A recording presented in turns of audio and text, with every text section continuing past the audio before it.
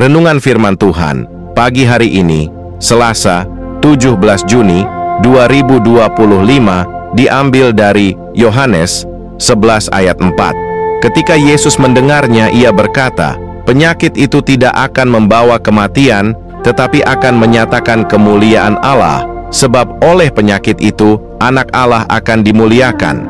Ayat ini diucapkan Tuhan Yesus ketika ia mendengar bahwa Lazarus, sahabatnya, sedang sakit keras. Namun Tuhan Yesus menyampaikan sebuah pernyataan yang luar biasa. Penyakit itu tidak menuju kepada kematian, melainkan kepada kemuliaan Allah. Dari ayat ini, kita belajar beberapa kebenaran rohani yang sangat dalam. Tuhan melihat penderitaan kita dari perspektif kekal, bukan terbatas. Apa yang tampak sebagai tragedi bagi manusia bisa menjadi alat untuk menyatakan kuasa dan kemuliaan Allah. Bahkan dalam sakit, kesulitan, atau masa penantian, Tuhan sedang bekerja dalam diam untuk mendatangkan sesuatu yang jauh lebih besar. Tidak semua penderitaan berakhir dengan kehancuran. Tuhan Yesus tahu bahwa Lazarus akan mati secara fisik, tetapi Dia juga tahu bahwa itu bukanlah akhir.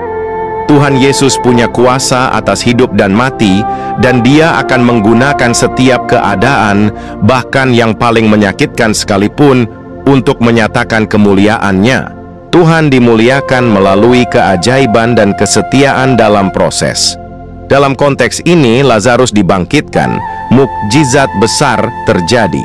Namun sebelum itu, ada proses air mata, kesedihan, dan penantian.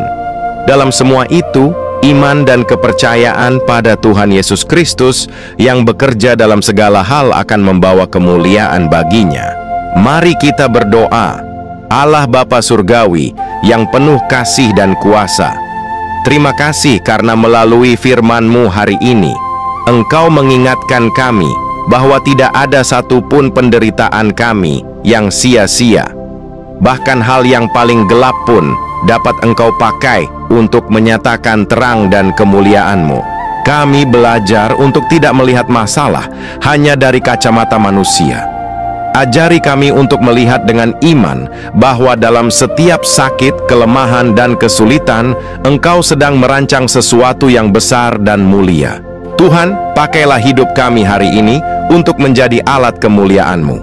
Baik dalam suka maupun duka, dalam kekuatan maupun kelemahan, biarlah hidup kami memuliakan Yesus Kristus. Dalam nama anak-Mu, Yesus Kristus, Tuhan dan Juru Selamat, kami berdoa. Amin. Tuhan Yesus Kristus memberkati kita semua.